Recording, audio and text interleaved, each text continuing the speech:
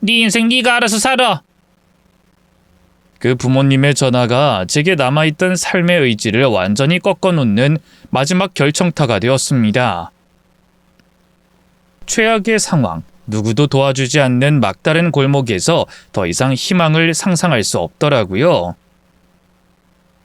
영원한 내 반쪽이라고 생각했던 아내는 친구 녀석에게 빼앗겼고, 그 친구 녀석에게는 제 열정과 노력을 다해 키워놓은 회사를 빼앗겼습니다.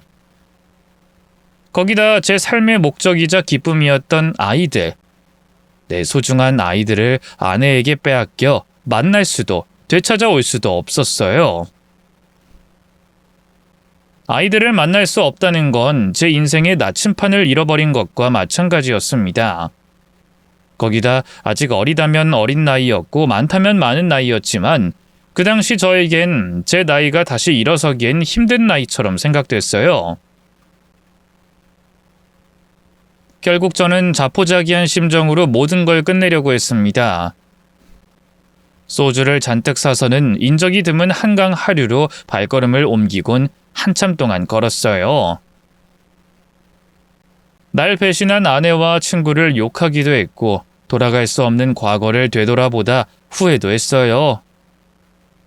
아이들 사진을 보며 눈물을 흘리기도 했죠. 아이들의 사진을 보며 살고 싶었습니다만 살아갈 용기와 힘이 나지 않았습니다. 마지막으로 모든 생각을 정리했을 땐 사람이 찾지 않는 강가에 자리를 잡고 남아있던 술 모두를 입안에 털어놓고 있었죠. 그런데 그때 제 머리 뒤편으로 엄청난 굉음이 들려왔습니다. 제법 먹었던 술이 깰 정도로 바로 제 뒤에서 굉음이나 제 몸을 움츠릴 정도로 엄청난 굉음이었죠. 다행히 제 바로 뒤에서 난 소리는 아니었어요. 근데 불빛이라고는 몇 미터 위 도로 가로등밖에 없던 곳에서 다른 불빛과 함께 연기가 스멀스멀 피어나고 있었습니다. 무슨 일인가 싶었던 저는 강변에서 도로 쪽으로 올라가게 됐어요. 그리고 그곳에서 위쪽 도로의 가드레일을 뚫고 밑으로 떨어진 차량을 발견하게 됐습니다. 차량은 많이 파손되지 않은 모습이었지만 인상이 찌푸려지는 기름 냄새와 함께 연기가 나오고 있었죠. 한눈에 봐도 위험한 상황인 것 같았습니다. 그런데 아무리 주위를 둘러봐도 사고가 난 차량을 운전했을 운전자가 보이지 않았어요. 저는 조심스럽게 사고가 난 차량으로 접근해 안쪽을 확인해 봤죠. 사고가 난 차량 안에는 아주머니 한 분이 정신을 잃은 채 운전석에 있었습니다. 저는 운전석 쪽으로 다가가 정신을 잃은 아주머니를 흔들어 깨웠죠. 하지만 사고 당시 충격 때문인지 의식이 없었습니다. 저는 계속해서 아주머니를 깨우며 차량에서 꺼내려고 했습니다만 차가 밑으로 떨어질 때 변형이 있었는지 문이 조금밖에 열리지 않았어요. 결국 다른 쪽 문으로 아주머니를 차 밖으로 빼내려고 했는데 그때 차량에서 폭발음이 들리고 스멀스멀 나던 연기가 더 짙은 검은색으로 더 많이 나기 시작했습니다. 저는 다급해질 수밖에 없었어요. 폭발음과 연기, 기름 냄새까지 누가 생각해도 곧 폭발이 있을 거란 걸 예상할 수 있었으니까요. 마음이 다급해진 저는 몸을 급히 움직였습니다. 그리고 다행히 운전석에 있던 아주머니께서 조금 전 폭발음에 정신을 차리고 깨어나셨죠. 저는 정신을 차리신 아주머니께 다급한 상황을 알리고 빨리 차 밖으로 나와야 한다고 말씀드렸습니다. 아주머니 정신이 드세요? 지금 빨리 나오셔야 해요. 앞에 연기 나는 거 보이시죠? 조금 전에 차에서 폭발이 있어서 어떻게 될지 몰라요. 그쪽 문이 안 열리니까 이쪽으로 얼른 나오세요. 네? 폭발이요? 잠시만요. 나갈게요. 이거 왜 이래? 왜 발이 안 빠져? 저기요, 아저씨. 여기 제 발이 안 빠져요. 저 좀 도와주세요. 발이 안 빠진다고요? 잠시만요. 차 시트 좀 뒤로 젖혀보세요. 차가 떨어지면서 다리 있는 쪽이 찌그러졌네. 그럼 제가 신발 벗겨줄 테니까 다리 한번 빼보세요. 아시겠죠? 안 돼요. 안 빠져요. 이거 어떡해요? 아저씨, 저 놔두고 가시면 안 돼요. 제발 저 좀 살려주세요. 네? 아주머니께서 정신만 차리면 쉽게 차 안에서 빠져나올 수 있을 거라고 생각했는데 문제가 있었어요. 차가 떨어질 때의 충격으로 변형이 되어 아주머니 다리가 꽉 끼게 된 거죠. 시간이 많이 있었다면 당장 119 구조대에게 도움을 요청하고 그 사이 다른 여러 방법도 생각해 봤겠지만 당시에는 1초가 급한 상황이었습니다. 언제 차량이 폭발할지 몰랐으니까요. 저는 우선 제 옷을 찢어 한 조각은 아주머니 다리에, 한 조각은 제 손과 팔꿈치에 감쌌습니다. 그리고 주변에 떨어져 있는 쇠막대기를 가져와 아주머니 다리를 붙잡고 있던 찌그러진 차체에 대고 제 손과 팔꿈치를 이용해 강하게 두들기기 시작했어요. 찌그러진 차체를 펴려고 그랬던 거죠. 하지만 공간이 비좁아 힘을 쓰는데 불편했습니다. 거기다 아주머니 다리가 바로 옆에 있는 위험한 상황에서 하다 보니 신경이 쓰여 온전히 힘을 다 주기도 어려웠죠. 하지만 잘못하다간 우리 두 사람의 목숨이 위험하던 상황이었으니 정신을 집중해 계속해서 제 주먹과 팔꿈치를 이용해 쇠막대기를 내려쳤습니다. 정말 제 주먹과 팔꿈치가 부서지라 내리쳤죠. 그렇게 정신없이 내리치다 아주머니께 다리를 한번 빼보라고 했습니다. 아주머니, 이제 빼보세요. 아까보단 더 나오긴 하는데 아직도 다행히 공간이 생겼는지 조금 전보다는 다리가 더 빠져나올 수 있었어요. 하지만 발목까지 빠지기엔 아직 부족한 듯 보였죠. 그런데 그때 펑 소리와 함께 다시금 폭발음이 들렸습니다. 이번엔 불꽃까지 보였죠. 아주머니나 저나 더 다급해질 수밖에 없었어요. 이제 정말 시간이 없어 보였죠. 아저씨, 불길이! 아주머니, 이제 진짜 시간 없어요. 제가 내려치는 게 끝나면 바로 발을 빼보세요. 아프더라도 발 빼셔야 해요.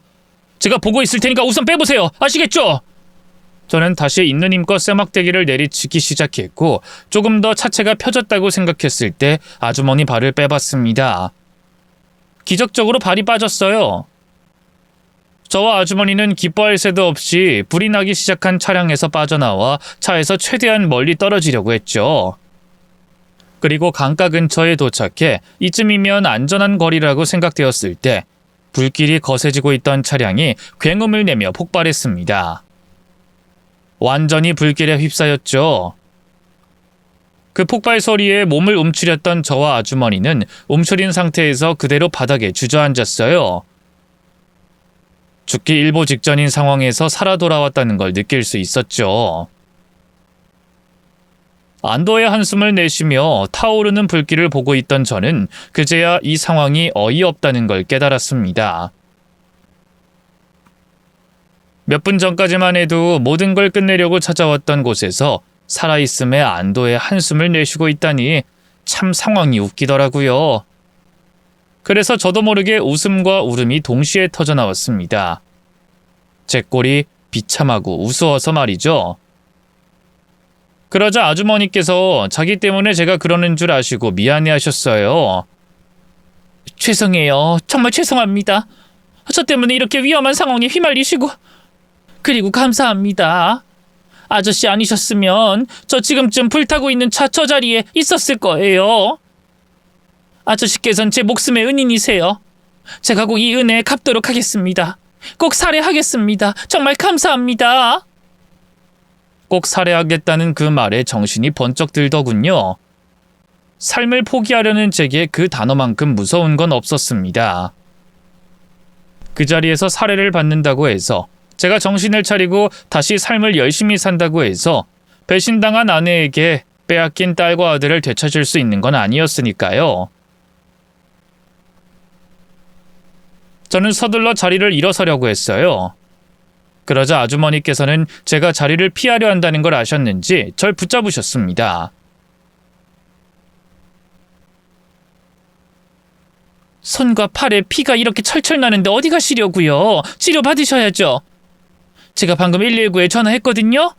곧 구급대원들 올 테니 조금만 기다려주세요. 아닙니다. 저 괜찮습니다.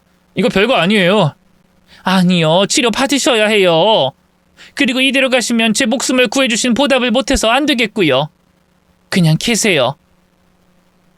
원래 제 몸이었다면 절 붙잡는 아주머니를 쉽게 뿌리칠 수 있었겠지만 술도 먹은 뒤였고 아주머니를 구하느라 온몸의 힘을 다 썼던 상황이었어요.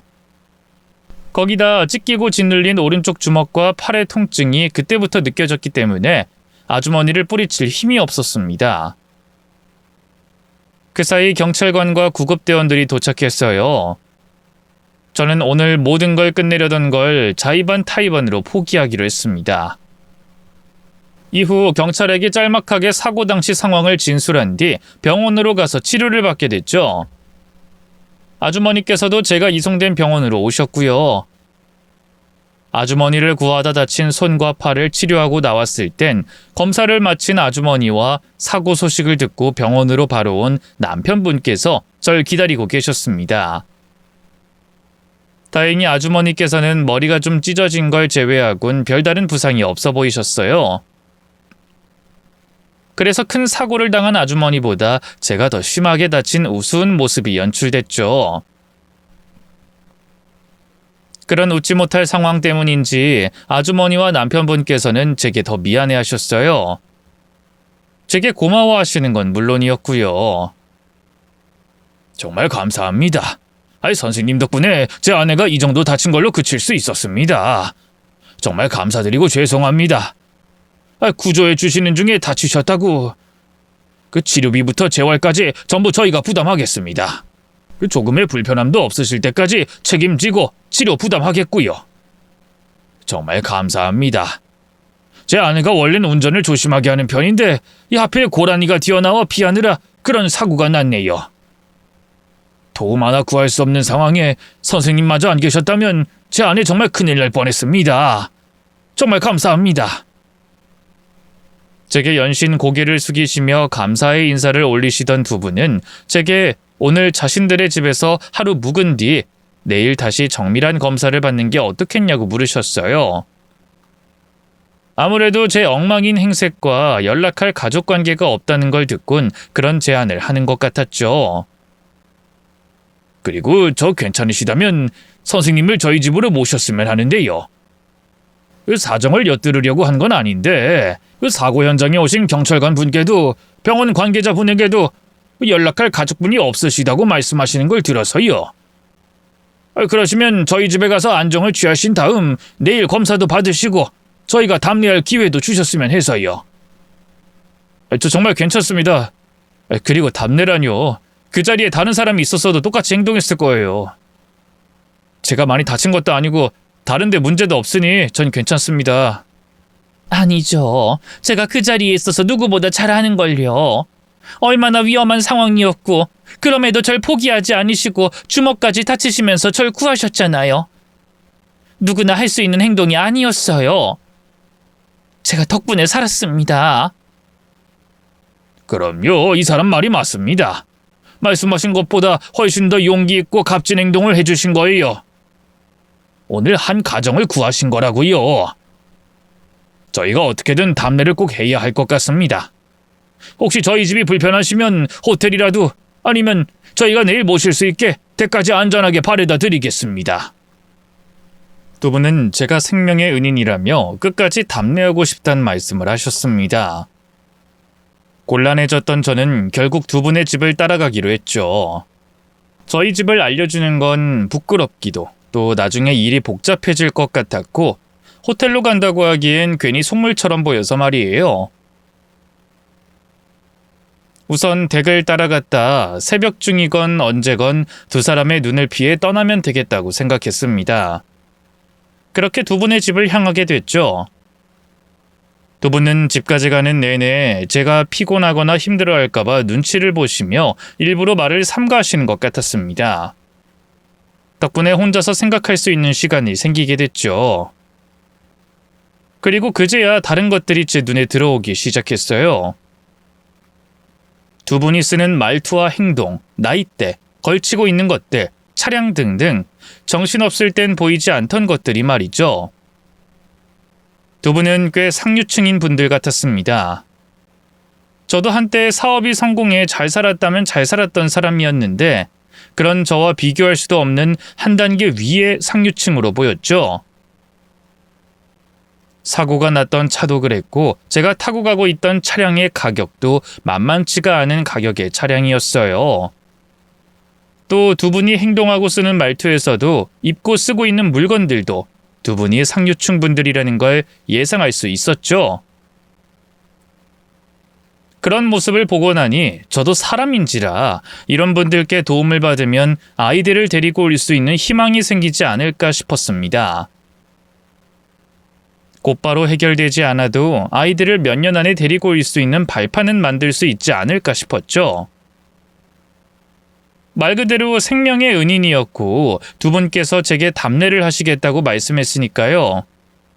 하지만 그것도 잠시 제가 아이들 생각에 너무 헛된 기대를 했다는 걸 저 스스로 깨닫게 됐어요. 한눈에 봐도 재력이 상당하신 분들이니 상상 이상의 보답을 해주실 수 있겠으나 그렇다고 그 정도가 제 아이들을 데리고 올 수 있는 지속적이고 상당한 금전적 보답은 현실적으로 불가능했으니까요. 그리고 헛된 기대는 더한 현실의 좌절만 느낄 뿐이라는 걸 알고 헛된 생각을 접었죠. 그때부턴 두 분의 집을 도착해 들어가는 상황 하나하나를 잘 기억해 두자고 되뇌었어요. 두 분이 잠든 사이 집을 빠져나올 때 소란을 피워선 안 됐으니까요. 그렇게 두 분의 집에 도착하게 됐습니다. 제 예상대로 두 분의 집은 평소였으면 억소리가 날 만큼 대단했죠. 하지만 그땐 제 처지와 상황 때문에 놀랍진 않았고 어떻게 집을 나와야 하는지 기억하려고 바빴어요. 집안을 들어갈 때까지 말이죠. 집안에 도착해서는 잠시 소파에 앉아 따뜻한 차를 건네받고 마셨습니다. 두 분은 제게 말을 걸며 대화를 하려고 노력하셨지만 대부분 저에 관한 개인적인 질문이라 뭐라 말씀드릴 게 없어서 대답을 아꼈죠. 오늘 처음 본 분들께 친구에게 배신당하고 친구와 놀아난 아내와는 이혼하면서 아이들을 빼앗겼다는 말을 할 수는 없었으니까요. 대답할 수 있는 질문에만 답을 했고 그 외 질문은 미소와 차를 마시는 걸로 대신했습니다. 두 분께서도 제가 말을 아끼는 걸 눈치채시고 제가 불편해할 질문은 하지 않으셨고요. 아유, 피곤하실 텐데 저희가 괜히 시간만 빼앗았네요. 그럼 위층 방에 주무실 준비가 됐다고 하니 올라가셔서 편히 쉬시죠. 혹시 필요하신 게 있으시면 저희나 아주머니 부르시면 되고요. 아, 네, 감사합니다.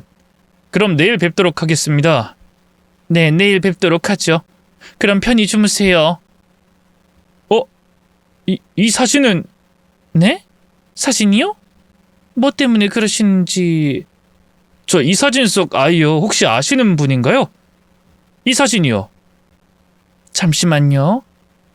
아, 네. 저희 오빠예요. 친오빠예요. 근데 왜... 네? 친오빠요? 아니요. 제가 아는 사람의 어릴 때 모습과 많이 닮아서요. 너무 많이 닮아서 저도 순간 놀라서 여쭤봤습니다. 근데 친오빠라고 하시니 제가 착각했나 보네요. 죄송합니다. 그럼 올라가 보겠습니다. 잠시만요. 그 닮은 분이라는 분이 나이가 혹시 어떻게 되세요? 혹시 그분 부모님도 아직 살아 계시나요? 네? 그게 사실은 닮았다는 사람이 저인데 저 어렸을 때 사진과 많이 닮아서요. 순간 저 어릴 때 사진이 왜 여기 있지 싶어 놀라서 여쭤본 거거든요. 사진 속 아이와 닮았다고요? 혹시 어렸을 적 사진을 가지고 계실까요? 아니, 나이가 어떻게... 아니, 부모님께 어떤 이야기를 들으신 적은 없으세요? 네? 그게 무슨... 그러니까 위층으로 올라가다 제 어린 시절과 똑 닮은 아이의 사진이 그 집에 있어 물어봤던 건데 아주머니께서는 부담스러울 정도로 제게 질문을 해오셨어요. 그것도 사진 속 아이가 아주머니의 친오빠라는 말에 제가 착각한 것 같다고 말했는데도 말이죠. 갑작스레 쏟아지는 질문에 당황했던 저는 그런 걸 왜 묻는지 묻지도 못하고 아주머니가 묻는 말에 순순히 답변을 했습니다. 사진은 휴대폰에 있긴 할 텐데. 그리고 나이는 올해 42이고요. 42이요? 그럼 72년생 쥐띠네요? 오빠가 2살 때 갔으니까 그럼 얼추... 혹시 사진은요? 사진 좀 보여주세요. 여기... 휴대폰과 지갑에 있던 제 어린 시절 사진을 본 아주머니는 손을 부들부들 떨기 시작했습니다. 그리고 안방을 갔다가 오래된 수첩을 가지고 오며 제게 떨리는 목소리로 부모님 성함을 여쭤봤어요. 저기 부모님 성함이 어떻게 되시죠? 정말 왜 이러시는 거예요? 뭐 때문에 이러시는지 저도 알아야... 아버님 성함은 이순자 호자시고 어머님은 김화자 순자입니다. 도대체 뭐 때문에... 오빠 어떻게 이런 일이 있을 수 있어요? 오빠 찾겠다고 했지만 자신이 없었는데 영영 못 찾을 거라고 생각했는데 어떻게 이런 일이... 오빠라뇨? 지금 뭘 착각하시는 거예요? 제가 왜 오빠입니까? 친오빠 따로 계시다면서요. 그리고 저도 인연은 끊었지만 제 가족이 있는 사람입니다. 부모님도 살아 계시고 제 동생도 있고요. 이러지 마세요. 뭘 착각하시나 본데. 오빠 정말 아무것도 모르는 거예요? 오빠 어렸을 때 입양 갔다는 거 아직 모르고 있어요? 오빠 저 오빠 동생이에요. 그리고 저 사진 오빠 어렸을 때 사진이고요. 한번 자세히 봐요. 오빠가 가지고 있는 사진과 비교해 보라고요. 닮은 사람인가 오빠 어렸을 때 사진인가 확인해 보라고요. 갑자기 제 품에 안긴 아주머니는 자신이 제 여동생이라고 했습니다. 제가 어렸을 때 입양을 갔다면서 말이죠. 갑자기 이게 무슨 상황인가 싶었습니다. 너무 짧은 시간 동안 너무 많은 일이 벌어지고 있었어요. 세상을 끝마치려던 그때 제 바로 뒤에서 사고가 나고 사고가 난 아주머니를 구해줬다 아주머니 집에 가게 됐는데 제 어린 시절과 닮은 아이 사진을 확인하다 제가 아주머니 오빠가 되다니, 제가 입양되었다니 이게 무슨 일인가 싶었죠. 그날 처음 본 아주머니가 제 동생이라며 절 꽉 잡고 울고 있으니 제가 더 놀랐어요. 어떻게든 빠져나가고 싶었는데 아주머니가 절 놓아주지 않아 난감했죠. 그때 아주머니 남편분께서 아주머니를 진정시켜줬고 조금이나마 안정을 찾은 아주머니께서 어떻게 된 일인지 설명해줬어요. 죄송해요. 아직 확실한 것도 아닌데 제가 정말 저희 오빠를 간절하게 찾고 있었거든요. 근데 저희 오빠라는 심증이 너무 많아서 제가 흥분했던 것 같아요. 그러니까 이걸 어디서부터 설명해야 하는지... 제가 우선 저희 집안 이야기를 말씀드린 뒤에 어떻게 된 일인지 설명할게요. 제가 태어나기 전 저희 집은 정말 찢어지게 가난했다고 해요.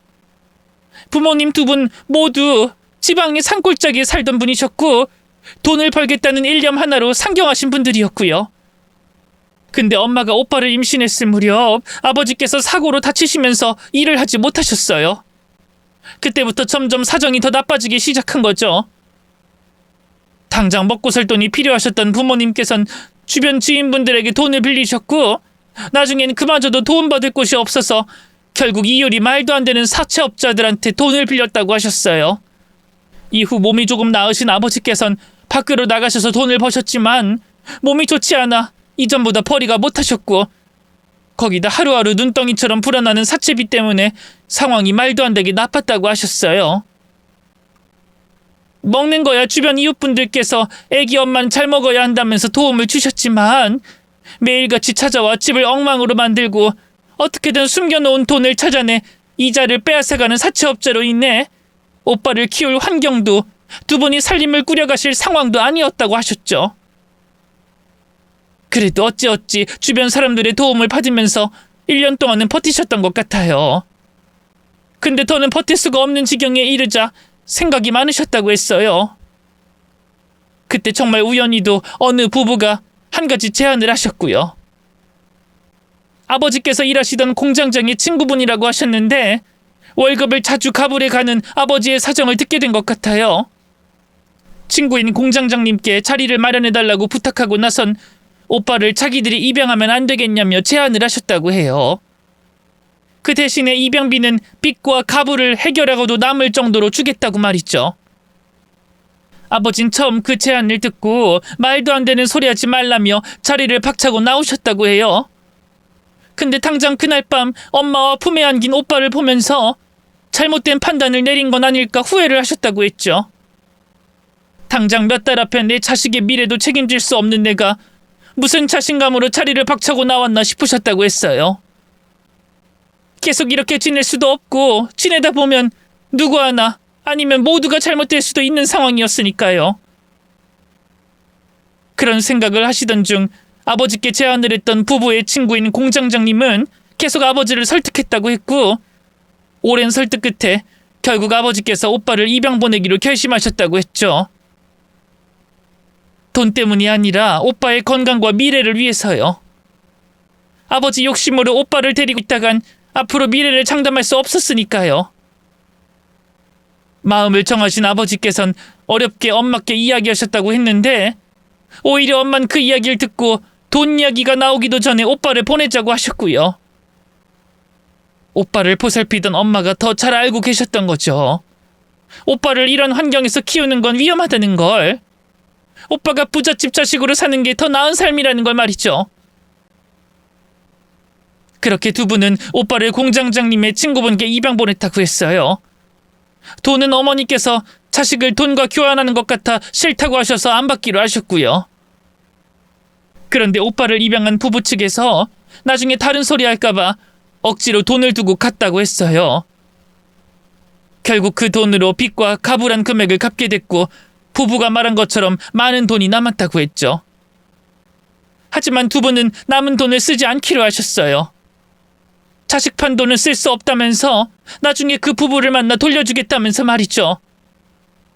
그리고 아이를 가지지 않기로 하셨습니다. 오빠에 대한 죄책감 때문이었죠. 하지만 세상 일이 마음처럼 계획처럼 되지 않잖아요. 바로 몇 년 뒤에 제가 생긴 거예요. 제가 태어나자 부모님께서는 오빠를 키웠을 때가 기억나 결국 두 분이 약속했던 걸 깨트리고 남았던 돈을 사용하기로 했어요. 저를 위해서 말이죠. 덕분에 저는 어려움 없이 자랄 수 있었어요. 그렇다고 넉넉한 건 아니었지만 보통의 친구들처럼 지낼 수 있었죠. 그리고 부모님께서는 저를 키우시며 누누이 말씀하신 게 있었습니다. 저와 우리 가족이 누리고 느끼는 행복은 모두 오빠 덕분이라고. 그러니 못난 부모인 우리에게 잘할 생각하지 말고 나중에 오빠를 만나 이제까지 받은 걸 갚아야 한다고 말씀하셨죠. 어렸을 땐 그게 정확히 뭘 뜻하는지 몰랐어요. 저도 오빠가 입양 갔다는 걸 대학에 들어가고 나서야 듣게 됐으니까요.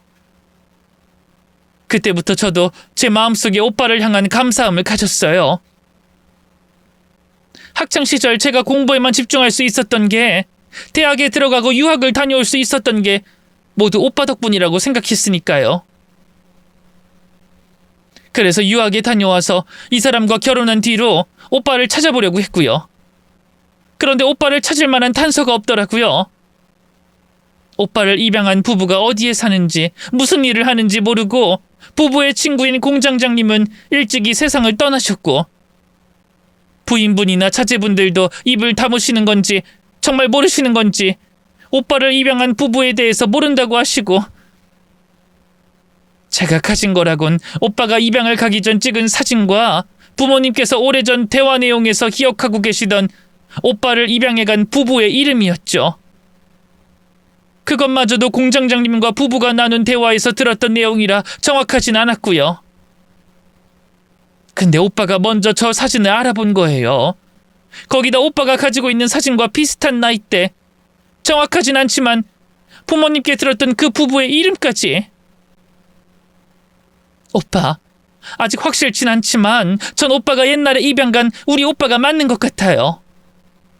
방금 말한 것들도 그렇고 제가 사고 났을 때 오빠가 그곳에 있었던 우연도 그렇고, 제가 신을 믿는 건 아니지만 이 모든 상황이 그저 우연이라고 생각되진 않아요. 오빠와 우리 가족을 다시 만나게 해주려는 그런 필연인 것 같다고요. 너무 비현실적인 이야기라 거짓말 같더라고요. 혹시 친구놈과 아내가 무슨 꿍꿍이가 있어서 이런 일을 만든 건 아닌가 싶을 정도로 말이죠. 잠시 멍한 상태로 있으니 남편분께서 오셔서는 절 잠시 앉혔어요. 그리곤 이 혼란스러운 상황을 중재해 주셨죠. 자, 당신도 조금 더 진정할 필요가 있겠어. 당신 마음은 이해하는데 이런 사실을 아무런 마음의 준비도 없이 듣게 된 선생님께서는 어떠시겠어? 그리고 선생님께서 당신 오빠라는 것도 아직은 모르는 거잖아. 우선 내일 정밀 검사를 위해서 병원도 갈 거고 선생님께서 혼자서 생각을 정리할 시간이 필요하시니까 오늘은 이만하기로 하자. 내가 선생님 방까지 모시고 올 테니까 당신도 마음 좀 가라앉히고 방에 가 있어. 저는 남편분의 부축을 받아 위층에 준비된 방으로 갔습니다. 그곳에서 복잡한 마음을 어떻게든 정리해 보려고 했어요.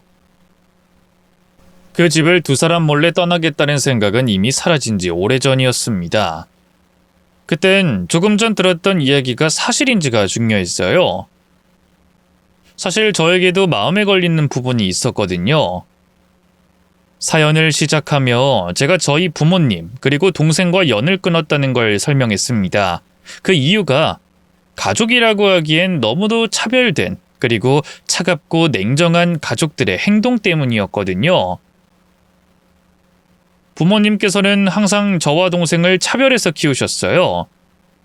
동생이 태어나기 전까지만 해도 예쁨을 받았던 저였지만 5살 아래인 동생이 태어나고 나서는 부모님께 눈길조차 받지 못했습니다.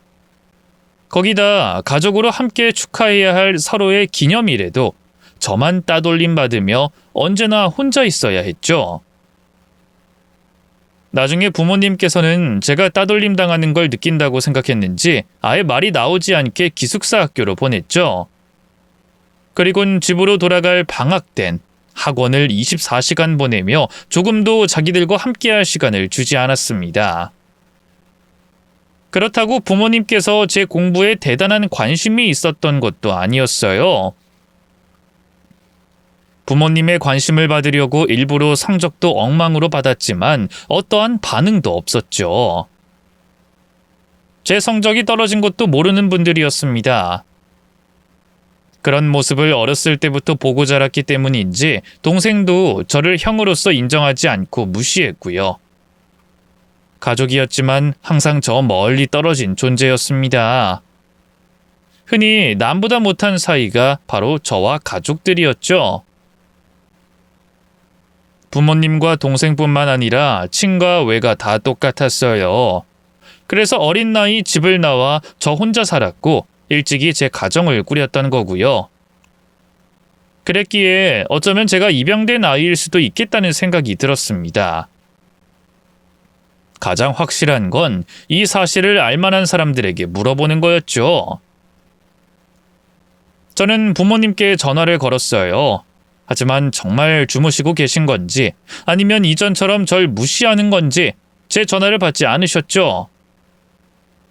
그 다음 제 동생에게 전화를 걸었습니다. 동생은 제 전화를 받았고 저는 부모님께 들은 이야기가 없는지 물어봤어요. 그러자 놀라운 대답을 듣게 됐죠. 뭐야? 알고 집 나가서 연 끄는 거 아니었어? 난 이제까지 네가 다 알고 있다고 생각했는데. 맞아, 너 입양된 거잖아. 그때 부모님께서 아이가 생기지 않아서 모든 걸 포기하시고 널 데리고 온 거고 그것도 아마 할머니 댁엔 비밀로 하고 데리고 왔을걸? 그러다 나 태어나고 친가 외가에도 전부 말했던 거고. 너 이제야 알았냐? 네가 우리 가족으로 인정 못 받은 이유를? 제가 입양됐다고 해서 오늘 들었던 이야기의 주인공이라는 건 아니었습니다만 제가 부모님과 동생으로 생각했던 사람들과는 완전한 남이었다는 걸 알게 됐습니다. 그제야 지난날 제가 받아왔던 차별과 무시가 납득이 되더군요. 그렇다고 충격적이지는 않았어요. 이미 그 사람들의 행동에 너무 많이 진저리 쳤고 이미 더 이상 실망할 것도 없었으니까요. 다만 미묘한 떨림이 있었습니다. 혹시 내 진짜 가족을 찾은 건 아닐까 싶어서 말이죠. 그 기대감에 몸은 녹초가 되었는데도 잠을 이루지 못했어요. 뜬 눈으로 밤을 샜고 다음 날 제 여동생과 매부가 될지도 모르는 분들에게 어젯밤 제가 알게 된 내용을 이야기해줬죠. 그 이야기에 두 사람도 어제보다 더 초조하고 기대하는 모습이었습니다. 우리는 예정된 병원 검사도 취소한 채 유전자 검사를 받았어요. 그리고 떨리는 마음으로 결과를 기다렸죠. 이후 3일이라는 시간이 걸려 우리 두 사람 모두 동일한 모계의 유전자를 가졌다며 남매일 확률이 꽤 높다는 결과가 나왔어요. 더 정확한 유전자 검사 결과를 위해서는 부계 쪽 유전자와 검사를 해봐야 한다는 말이었죠. 하지만 이미 그걸로 우리 두 사람의 관계는 확실해진 것과 다름없었습니다. 여동생은 저를 안고 오열했고 저 역시 제 진짜 가족을 만났다는 기쁨에 눈물을 흘리게 됐죠. 그리고 이 상황을 모르고 계시는 부모님과 만나기 전 여동생과 매부에게 제 상황에 대해서 이야기했습니다. 여동생과 매부는 자기 일처럼 노발대발 화를 냈죠. 뭐 그런 것들이 다 있어? 그런 것들 가만뒀다고? 얼굴을 못 들고 다니게 만들어야지. 한국 땅에 발 못 붙이고 살게 만들어야지. 그리고 그것들이 지희지윤이 기억에 놔둘 거야? 애들 데려올 생각해야지. 오빠가 마음 약해지면 어떡해? 나라고 왜 안 데리고 오고 싶겠어. 근데 법이 그렇더라. 애들이 나랑 같이 있고 싶다고 해도 내가 키울 능력이 없어서 안 된대. 내가 자식을 키울 수 없는 놈이라는 거지. 그것도 한심하게 내 아내와 놀아난 친구 놈에게 사업이건 가정이건 뒤통수 맞아서. 그러다 보니 내가 뭐 어떻게 할 수가 없더라고. 사업이 망가지더라도 가정이 있으면 되는데 둘 다 무너지고 빼앗겼으니 거기다 내 삶의 이유이던 애들까지 빼앗기고. 그래서 그날 다 끝내자고 결심하고 걷다가 거기서 술을 먹고 있던 거야. 그러다 네 사고를 목격하게 된 거고. 그래도 그래 이제 됐어. 내가 말했지. 오빠랑 나 만난 거 필연이라고. 지금 내가 오빠에게 필요한 상황이라 우리가 만나게 된 거야. 내가 이 사람이랑 오빠 도울게. 도와서 오빠가 애들 데리고 올 수 있게 해줄게. 뭘 어떻게 해서? 지희지훈이는 오빠랑 살고 싶다는 거 아니야? 그리고 친권자, 양육권자 재신청이나 소송으로 할 수 있다며. 그때 중요한 건 오빠가 아이들을 키울 수 있는 능력이 되는 건지 보는 거고. 그 능력 우리가 만들어줄 수 있어. 아니, 오빠가 그럴 능력이 돼. 오빠 동업이었지만 하던 사업 성공적으로 이끌었다며. 그럼 충분히 능력이 되는 거지. 이 사람한테 부탁해서 회사에 자리 하나 두거나 곧 하게 될 사업에 오빠를 대표로 앉히면 돼. 오빠도 잠깐이지만 우리 사는 거 봐서 알지? 이 사람 사업가로 성공한 사람이야. 하고 싶은 사업도 여러 가지고. 뭐 직원들 이해시키거나 새로운 사업에 오빠가 가게 되면 시간은 좀 걸리겠지만 어차피 재신청이든 소송이든 뭘 하려면 시간이 걸릴 거 아니야. 아니야. 그건 내가 너무 염치 없는 행동이다. 그것도 매부 회사에 어떻게 낙하산식으로 취업하니? 그냥 자리도 아니고.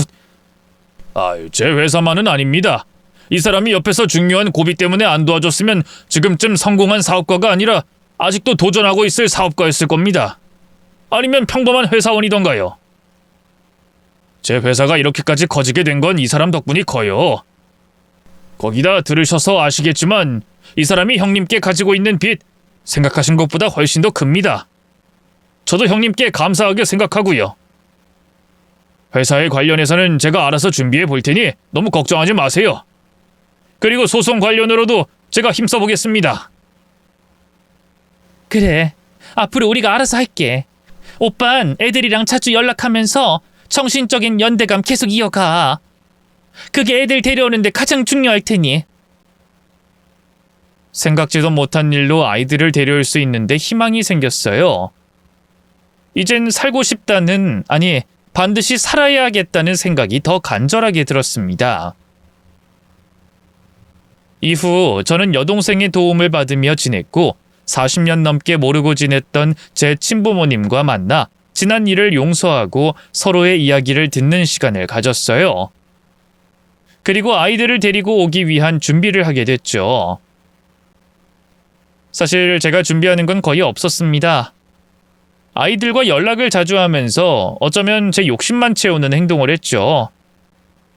물론 매부가 준비하고 있던 사업으로 정신이 없긴 없었습니다만 매부가 알려주는 걸 배우고 제가 알고 싶은 부분과 모자란 부분을 공부하는 게 전부였기 때문에 매부와 여동생이 더 고생이 많았죠.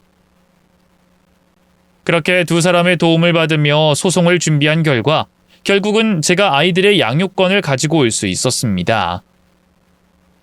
그 판결을 받은 날은 제 인생의 가장 행복한 날이었고 제 인생의 가장 안도하던 날이었어요. 엉엉 소리내어 울 정도로 기뻤고 이러한 결과를 받을 수 있게 도와준 여동생과 매부에게 고마웠습니다. 하지만 여동생과 매부는 제가 사고 당시 목숨을 구해준 것도 아직 다 갚지 못했다며 앞으로 평생 제 옆에서 절 도와주겠다고 했어요. 부모님께서도 지난날 어쩔 수 없는 선택이었지만 자신들의 실수를 후회하고 반성하시며 저와 제 아이들을 위해서 사시겠다고 하셨죠. 그런데 저는 그런 것 약속들 다 필요 없었습니다. 제 아이들과 함께 할 수 있었고 어렸을 때부터 바라던 제 진정한 가족을 찾을 수 있었으니까요. 저를 사랑해줄 가족이 제 곁에 있는 것만으로도 전 충분했어요. 오히려 제 가족들에게 제가 고마워 잘해주고 싶었죠. 그런 서로의 마음 때문인지 너무 늦은 나이 가족으로서 다시 만나게 된 우리는 지난 몇십 년간 쭉 같이 지내왔던 것처럼 정말 가깝게 지내고 있습니다. 저희 아이들은 조금 어색해하기도 했는데요. 역시 사람의 진심은 통하는 법인지 할아버지와 할머니 또 고모와 고모부의 사랑을 느끼고 그 사랑을 되돌려주면서 한 가족으로서 잘 적응해 자라고 있습니다. 저는 절 입양한 부모님과 이야기 끝에 친부모님께 입양이 됐습니다. 아쉽게도 친자 입양은 우리나라 법상 불가능해 일반 입양으로 친부모님께 돌아가게 됐고요. 그런데 그게 뭐가 중요하겠습니까? 호적상 가족이라도 가족보다 못한 삶을 살아봤던 저였는데 말이죠. 그래서 지금은 정말 행복하게 잘 살고 있습니다. 이 이야기가 벌써 10년 전 이야기인데 지금도 그때 일을 생각하면 가슴이 떨리고 흥분이 돼요. 제가 두 번째 삶을 부여받은 날이기도 하니까요. 그리고 이렇게 필연이든 우연이든 살아있어야 좋은 일을, 행복한 삶을 누릴 수 있다는 걸 몸소 깨닫게 됐습니다. 지금 무거운 삶의 무게와 더 이상 나아지지 않을 거란 불안한 생각에 어떤 생각을 가지고 계신다면 저를 조금만 믿고 더 버텨보세요. 버티다 보면 여러분께도 저와 같이 우연을 위장한 필연이 다가와 여러분께 두 번째 삶을 부여할 겁니다. 꼭 힘내시고 버티시길 바라며 저는 글을 마무리할게요. 읽어주셔서 감사하고요. 모두 행복하시길 바라겠습니다.